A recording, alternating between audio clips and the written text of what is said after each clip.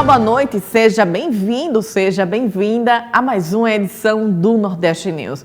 Confira agora os principais destaques de hoje. O governo federal reconhece situação de emergência em 65 municípios do Rio Grande do Norte e sobe para 5 o número de casos confirmados de intoxicação por metanol em Pernambuco.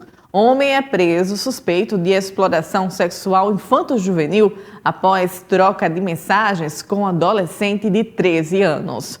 E onda de violência toma conta da capital e região metropolitana do Maranhão, deixando mortos, feridos e forçando o fechamento de escolas e universidades. Todos os detalhes a gente conta agora, o Nordeste News está no ar.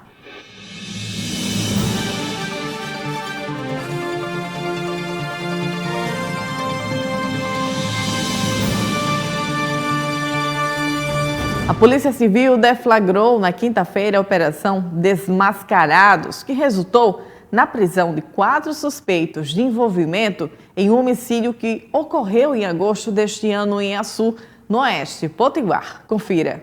As ações aconteceram nas cidades de Açu e Natal. As investigações tiveram início logo após o crime, ocasião em que 2 suspeitos foram presos em flagrante. Com o avanço das apurações, outros 3 suspeitos foram identificados e presos na manhã de hoje em Açu. Durante o cumprimento dos mandados, foram apreendidas uma arma de fogo, possivelmente utilizada no crime, além de munições e entorpecentes. No decorrer da operação, um 4º suspeito foi preso em flagrante em Natal, durante o cumprimento de mandado de busca domiciliar. O homem é apontado como líder de um grupo criminoso e suspeito de ter ordenado o homicídio. No momento da prisão, ele foi flagrado com uma pistola e 4 carregadores municiados. A operação mobilizou cerca de 50 agentes de segurança, entre policiais civis e militares, e teve apoio de diversas delegacias da região. O nome Desmascarados faz referência às imagens dos suspeitos mascarados no dia do crime. E agora a gente fala de uma grande apreensão de drogas que foi feito em Santa Quitéria, no interior do Maranhão. Mais de 140 quilos de maconha foram encontrados escondidos dentro de um caminhão guincho. Foram mais de 140 quilos de maconha apreendidos em uma grande operação das Polícias Rodoviária Federal e Militar no interior do Maranhão. A droga estava camuflada dentro de um caminhão guincho. A apreensão aconteceu em Santa Quitéria do Maranhão, depois que as forças de segurança receberam informações sobre um caminhão suspeito que circulava pela região. Durante a abordagem, os policiais perceberam que o veículo transportava uma sucata sobre a carroceria. A desconfiança aumentou e uma vistoria mais detalhada revelou o que estava escondido. Em um compartimento falso, foram encontrados 141 tabletes de maconha, totalizando 147,5 kg da droga. O entorpecente estava muito bem escondido e só foi localizado após um trabalho minucioso das equipes da PRF e da Polícia Militar. Os 2 ocupantes do caminhão, de 56 e 45 anos, disseram que saíram de Marabá, no Pará, e que o destino seria São Bernardo, no Maranhão. Eles afirmaram ter recebido R$2 mil pelo transporte, mas não informaram quem contratou o serviço. Os suspeitos foram levados para a central de flagrantes em Santa Quitéria, junto com o veículo e toda a droga apreendida. A ação integrada entre a PRF e a Polícia Militar do Maranhão mostra o forte trabalho de combate ao tráfico de drogas e reforça o compromisso das forças de segurança com a população maranhense. Na manhã dessa quinta-feira, uma ação integrada entre a Polícia Rodoviária Federal aqui do Maranhão e a Polícia Militar do Maranhão resultou na apreensão de mais de 147 quilos de maconha no município de Santa Quitéria, no interior do estado. Esse resultado se deu após trocas de informações entre os órgãos de segurança pública e após a abordagem de um caminhão que levava a sucata de outro caminhão. Essa droga foi localizada no fundo falso e estava sendo transportada do estado do Pará com destino ao Maranhão. Os 2 presos informaram que estavam recebendo R$2 mil para conduzir essa droga desde Marabá até o Maranhão. Essa ação mostra o comprometimento entre os órgãos de segurança pública no combate à criminalidade. E agora a gente fala de 2 casos de intoxicação por metanol que foram confirmados essa semana, na quinta-feira, pela Secretaria Estadual de Saúde em Pernambuco.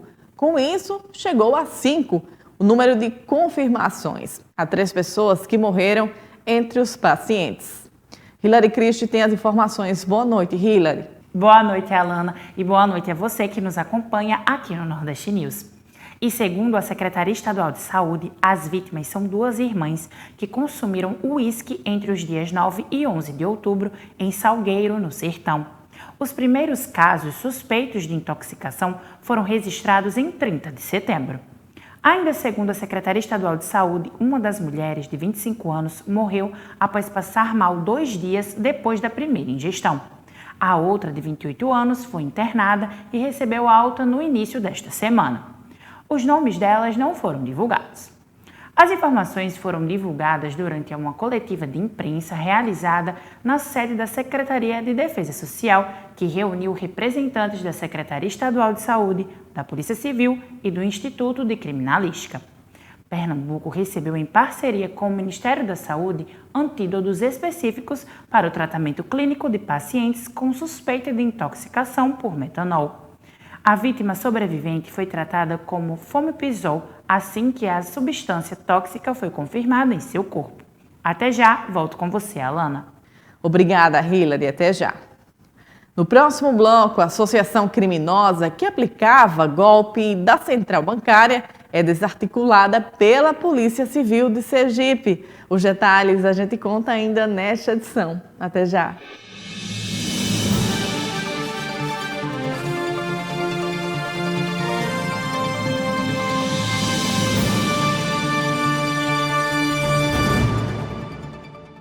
O Cine Show Potiguar deste sábado exibe o filme de animação Medo de Cachorro. Nele, um jovem revive memórias da infância do medo que tinha por cachorros, para entender o que muda, o que permanece e como essas marcas revelam quem somos. E tem mais, teremos uma entrevista exclusiva com Ítalo Tapajós, diretor do curta-metragem. É neste sábado, às 16 horas. Cine Show Potiguar. Esse programa tem o incentivo da Lei Câmara Cascudo, Fundação José Augusto e Governo do Estado do Rio Grande do Norte, com o patrocínio da Rede de Postos Domingos.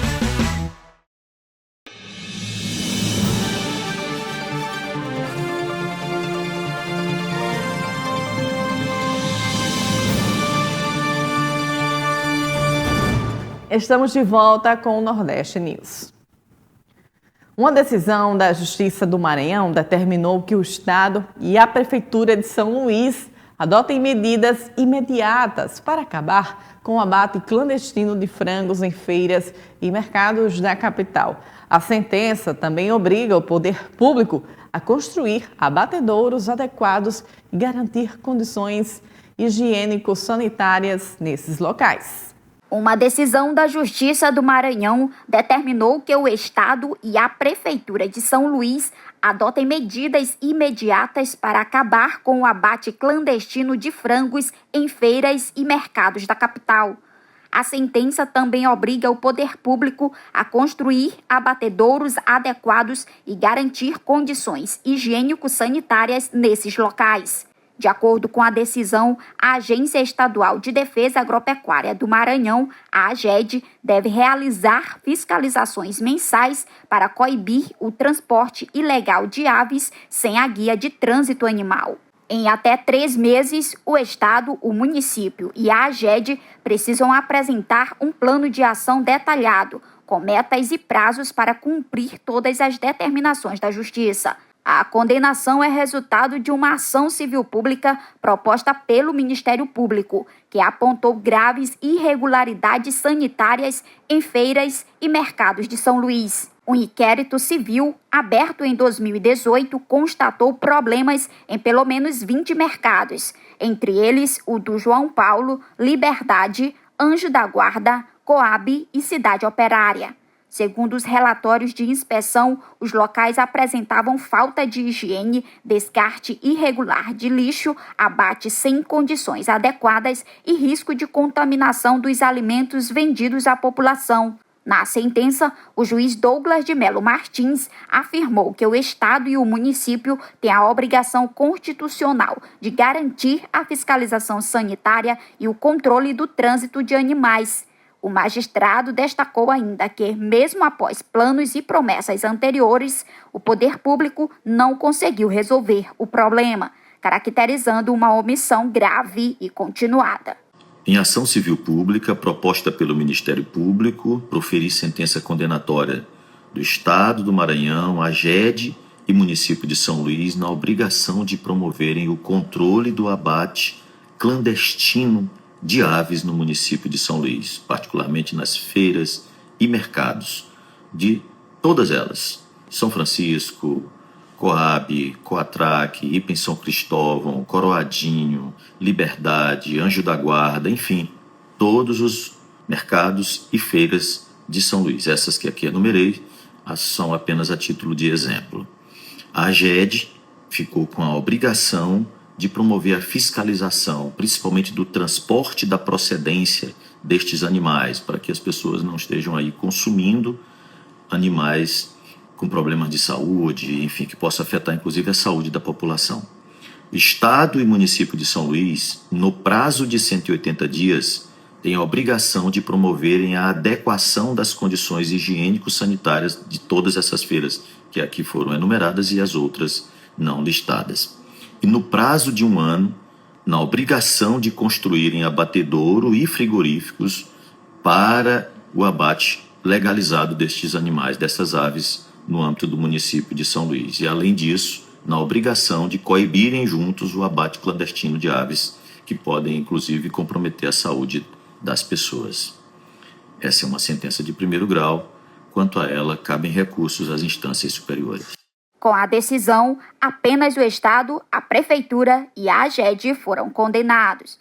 As associações e cooperativas de feirantes foram excluídas do processo, já que, segundo o juiz, a responsabilidade pela construção de abatedouros e fiscalização sanitária é exclusivamente do poder público.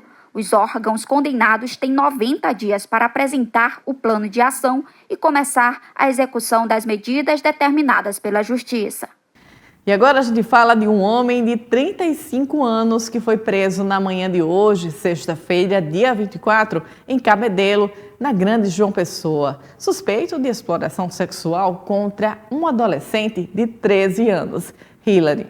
Pois é, Alana, é lamentável a gente ainda falar de casos como esse. Alana, e segundo a Polícia Civil, o homem pedia fotos íntimas ao adolescente e chegou a convidá-lo para um encontro. A família do adolescente procurou a Delegacia de Crimes Cibernéticos em João Pessoa e ao ver as conversas via redes sociais. O suspeito pedia fotos íntimas do adolescente e oferecia quantias em dinheiro. Além disso, o homem também buscava convencer o adolescente a ir a um encontro pessoalmente em um motel, o que possivelmente iria se concretizar caso a família não tivesse visto as mensagens. Volto com você. Uma associação criminosa que aplicava golpe da central bancária é desarticulado pela Polícia Civil em Sergipe. A Polícia Civil de Sergipe deflagrou na manhã desta sexta-feira a Operação Central Fantasma, com o objetivo de desarticular uma associação criminosa especializada em aplicar o golpe da central bancária. O grupo fez vítimas em 10 estados brasileiros e no Distrito Federal. As investigações apontam que os criminosos, que são de Minas Gerais, São Paulo e Sergipe, causaram um prejuízo estimado em R$1.300.000 às vítimas. Até esta manhã, 9 pessoas foram presas no estado. Segundo a Polícia Civil, a central funcionava em São Paulo e em Sergipe, o grupo era responsável pela distribuição dos valores subtraídos das vítimas. E a seguir, fiscalização, que investiga a presença de metanol em bebidas, recolhe garrafas suspeitas no estado do Ceará. O Nordeste News volta já.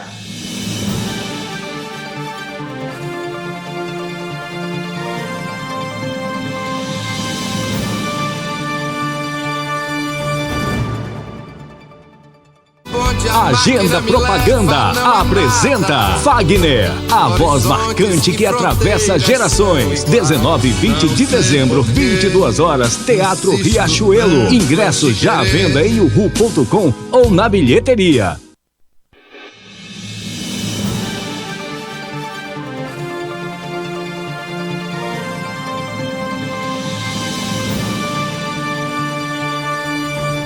Voltamos com o Nordeste News. A Grande São Luís vive dias de medo e insegurança. A gente volta a falar de uma onda de violência que tomou conta da capital do Maranhão e da região metropolitana, deixando mortos, feridos e forçando o fechamento de escolas e universidades. Hoje, moradores do bairro Jardim América foram às ruas em protesto, cobrando justiça e mais segurança. A Grande São Luís vive dias de medo e insegurança. Uma onda de violência tomou conta da capital e da região metropolitana, deixando mortos, feridos e forçando o fechamento de escolas e universidades. Hoje, moradores do bairro Jardim América foram às ruas em protesto, cobrando justiça e mais segurança. Moradores, parentes e amigos de Eduardo Lemos Martins, de 19 anos, bloquearam trechos da avenida principal e atearam fogo em pneus. O protesto foi um pedido de justiça pela morte do jovem e um grito por segurança diante da escalada da violência que atinge a capital maranhense. Eduardo foi assassinado a tiros na cidade operária durante um ataque, que também deixou 4 pessoas feridas, entre elas um adolescente de 13 anos. A morte de Eduardo foi a gota d'água para os moradores que dizem viver em pânico. Lojas de portas fechadas, escolas sem aulas e ruas desertas são reflexos do medo que tomou conta da cidade. A série de ataques começou no domingo, dia 19, e desde então, 7 pessoas foram assassinadas e mais de 10 ficaram feridas. Com o aumento da violência, o medo se espalhou por toda a grande ilha.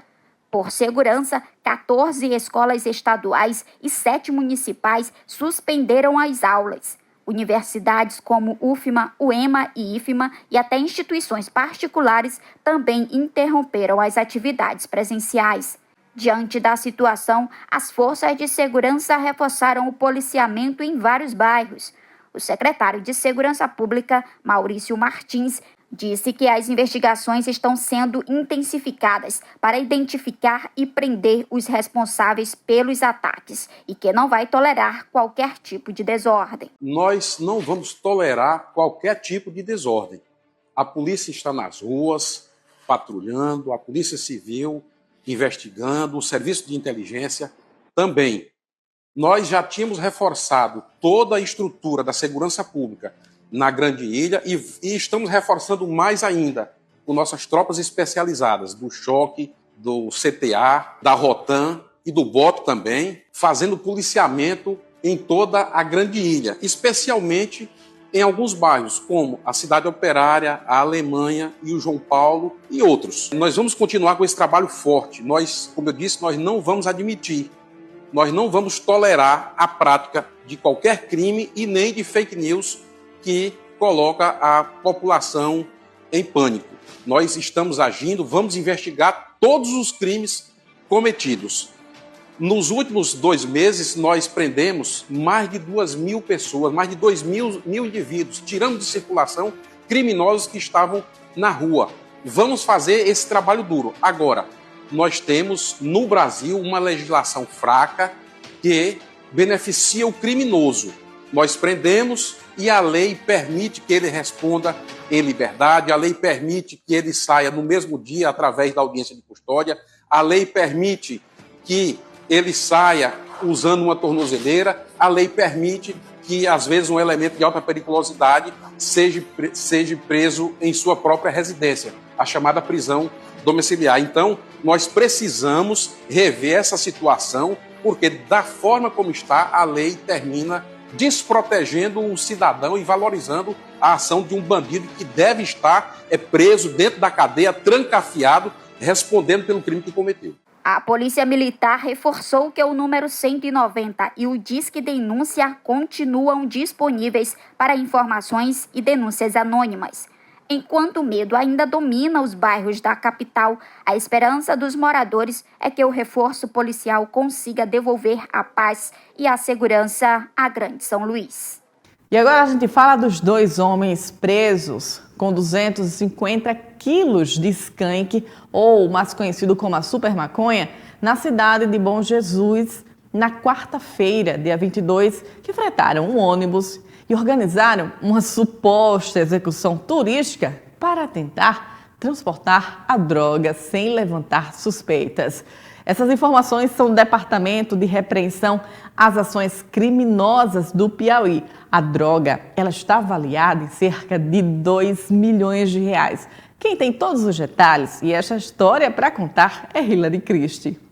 O ônibus saiu de Teresina e tinha o Rio de Janeiro como destino.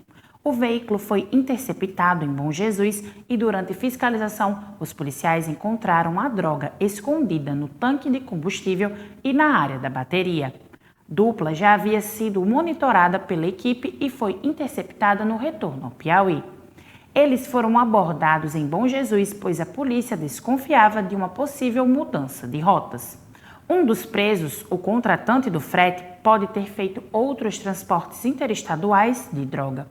Ele é natural do Maranhão, mas possui vínculos no Piauí.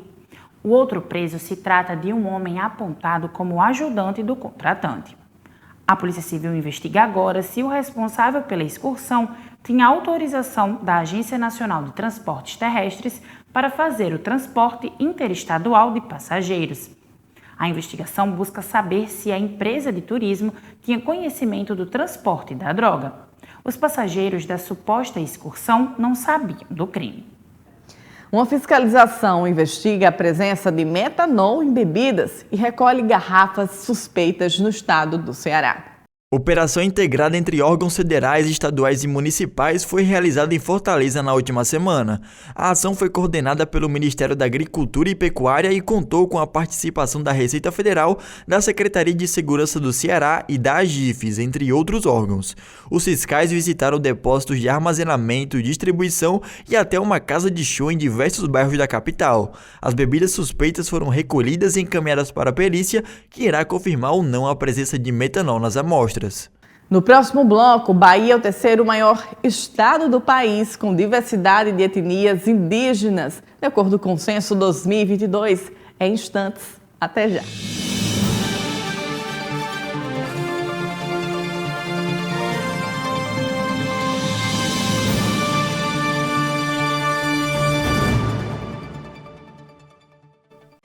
Minuto da Câmara.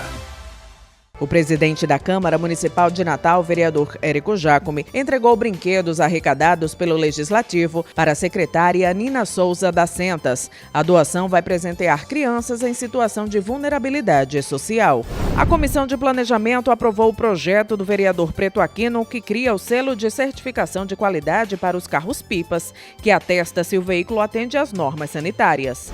Em sessão ordinária, os vereadores aprovaram a matéria que garante isenção do ISS às empresas de ônibus. Essa é a segunda proposta enviada pelo Executivo para garantir a nova licitação dos transportes públicos, como explica o vereador Aldo Clemente. É o segundo projeto aprovado em segunda discussão que está indo para a sanção, dentre os 3 que estavam aqui na casa, e possibilitando aí o município de Natal a sair o edital da licitação do tão sonhado transporte público melhor aqui na cidade. Câmara Municipal de Natal, trabalhando pelo bem da nossa cidade.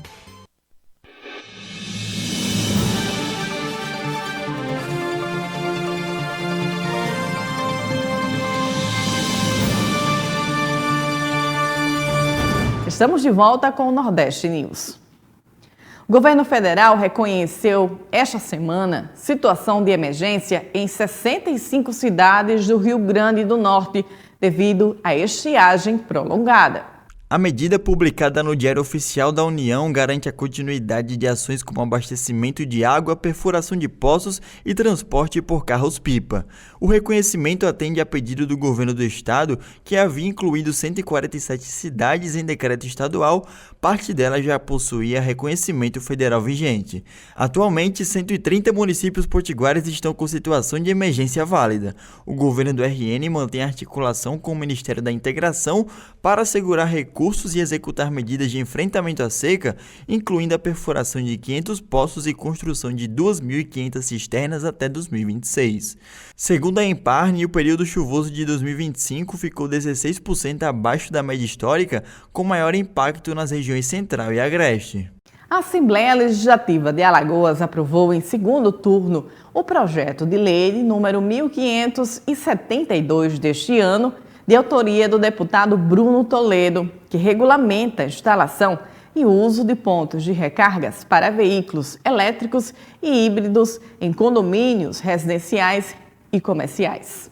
E essa iniciativa, Alana, é inédita no Nordeste e coloca Alagoas na vanguarda das políticas de incentivo à mobilidade sustentável. A instalação deverá ser feita por profissional habilitado e registrada com a devida anotação, o registro de responsabilidade de técnica. O texto também autoriza os condomínios a criarem pontos de recarga coletivos, permitindo o rateio dos custos ou cobrança individual, conforme decisão em assembleia. Fica proibido impedir a instalação de carregadores individuais quando o morador atender a todas as normas técnicas e de segurança. A medida representa um avanço importante rumo à modernização da mobilidade urbana e à redução das emissões de poluentes. Além de impulsionar a sustentabilidade, a lei tem potencial para valorizar imóveis, gerar empregos nos setores de instalação e manutenção de equipamentos e estimular a economia verde. Excelente final de semana a todos. Volto com você. Muito obrigada, Hilary, pelas informações. Excelente fim de semana. Até segunda-feira. A Bahia é o terceiro maior estado do país com diversidade de etnias indígenas, de acordo com o censo de 2022. A Bahia é o terceiro maior estado do país com diversidade de etnias indígenas. É o que apontam os dados sobre etnias e línguas indígenas do Censo 2022, divulgados nesta sexta-feira pelo Instituto Brasileiro de Geografia e Estatística, o IBGE. A diversidade de etnias indígenas cresceu no estado de 165 em 2010 para 233 em 2022. A Bahia teve o segundo maior aumento absoluto de etnias, empatada com Goiás e abaixo apenas do Amazonas.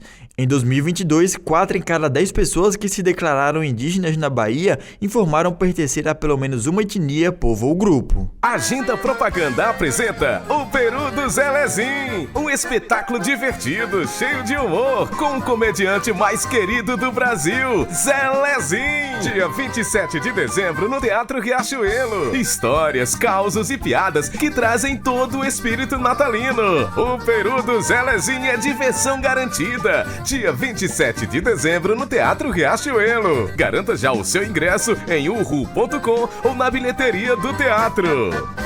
Muito boa noite, Alana. Muito boa noite a você que está nos assistindo aqui através do Nordeste News. Alana, tivemos o Flamengo na última quarta-feira realizando uma partida muito difícil contra o Racing, mas venceu. Alguém pode dizer, mas foi muito magro, Pedro, 1-0, é verdade.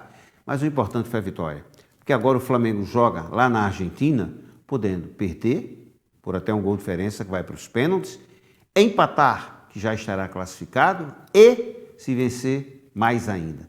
Então, Alana, vejam como uma vitória é importante. O gol só foi marcado no finalzinho da partida, pelo Carrascal, baita jogador. Essa vitória, eu vou reafirmar, ela foi muito importante. Foi magrinha, Pedro, uma magrinha que vale muito. O Flamengo agora muda o chip, como nós chamamos, vai focar na Série A, mas já de olho no jogo da ida lá contra o Racing. O Racing é uma boa equipe. Não esperem o Racing no jogo da volta como o Racing que jogou na última quarta-feira contra o Flamengo. Lá é o Racing que vai sair para o ataque, que vai em busca da vitória, até porque sabe que não resta outra alternativa. E nesse final de semana, Alana, teremos também segunda divisão do Campeonato Potiguar. Potiguar de Currais Novos já está garantido na próxima fase entre os 4. Acredito eu que QFC, tranquilo também, e o Mossoró. Então fica restando uma vaga. Alecrim e Baraunas decidirão essa vaga. Na segunda-feira eu trago novidades sobre esse assunto. Tá bom, Alana? Muito obrigado, uma ótima noite para todos. E se Deus quiser, na segunda-feira eu estarei de volta. Até lá, Alana. Excelente fim de semana, Pedro. Até segunda-feira. E assim o Nordeste News de hoje fica por aqui. Desejamos a todos uma excelente noite de sexta-feira, um excelente fim de semana. Segunda-feira, a gente volta neste mesmo horário. Temos um encontro marcado e eu espero você. Até lá.